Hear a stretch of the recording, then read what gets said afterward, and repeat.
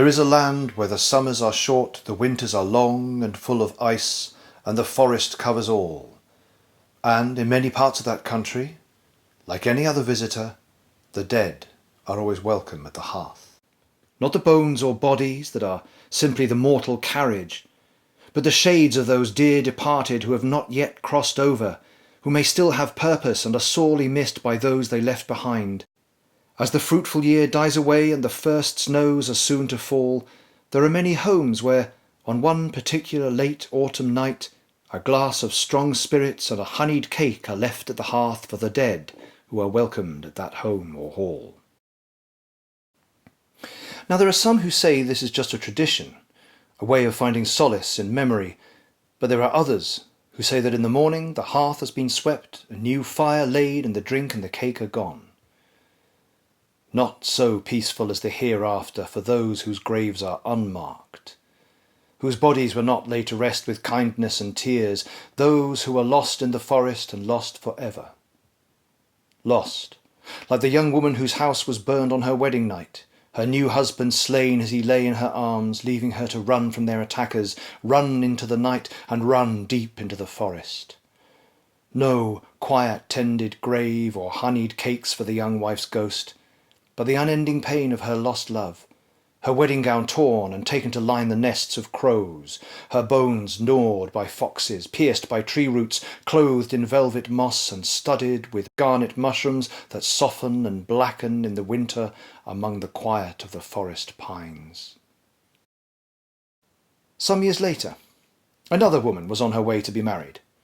She was travelling from her village to that of her betrothed, and escorted by her 2 brothers and their father. Although they stayed on the path, it was deep in the forest and far from help that they were set upon. The men fought bravely, allowing their sister, their daughter, time to escape as she fled into the trees, but the attackers followed her, baying like hounds, knowing it was only time before the girl weakened and they would fall upon her. The pillared trunks of the pines grew closer and closer, and the light from the sun grew fainter and fainter as hunter and hunted pushed deeper and deeper into the forest's heart. Tiring, the young woman fell, stumbling, gasping for breath, onto the soft, deep, pungent bed of needles. As she fell, she didn't notice that her hand closed around a finger bone, lying thinly covered on the forest floor. A finger bone that still bore a ring, a wedding ring.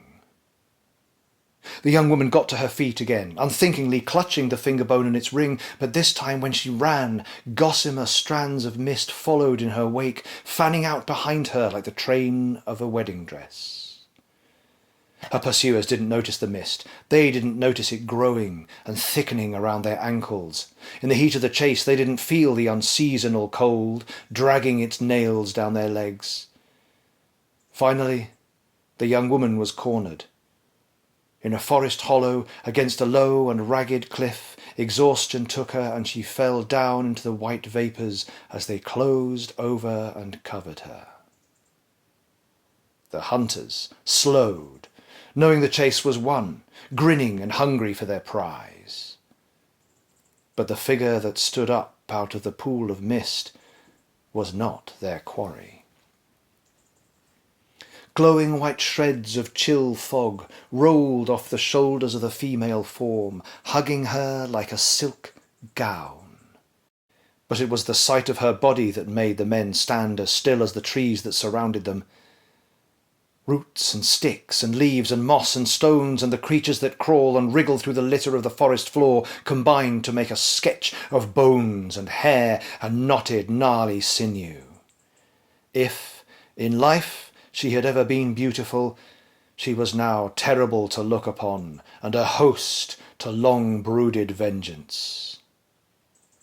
In the pregnant, fear-filled silence, a quiet creak was heard, like a branch on a night breeze, as vines and roots moved and twisted to allow the hideous figure to open wide her mouldered mouth.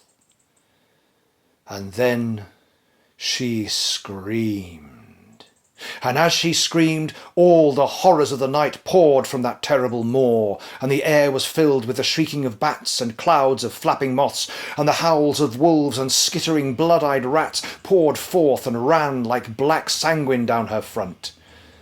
Those men who did not, or could not, run themselves, screaming into the forest to meet their own lonely fates, were held fast where they stood, not just immobilized by fear, but bound to the ground by reaching roots that sprang up through the floor, wrapping around their legs and bodies. Great boughs of trees swept down and beat and broke them. Small animals crept from holes and burrows and ravaged their flesh, and all the while the entangling roots squeezed the breath from their bodies and popped their bones. And as all this was happening, the men who now wept and called for their mothers could do naught but watch the ghastly spectre as she slowly processed towards them, until, as their pain and fear was at its worst, she came to kiss each of them in turn, a kiss that was filled with the sweetness of leaf mould, as pine needles and soft earth poured into their mouths and filled their throats. When the young woman awoke, it was to find herself not far from the path she had fled from.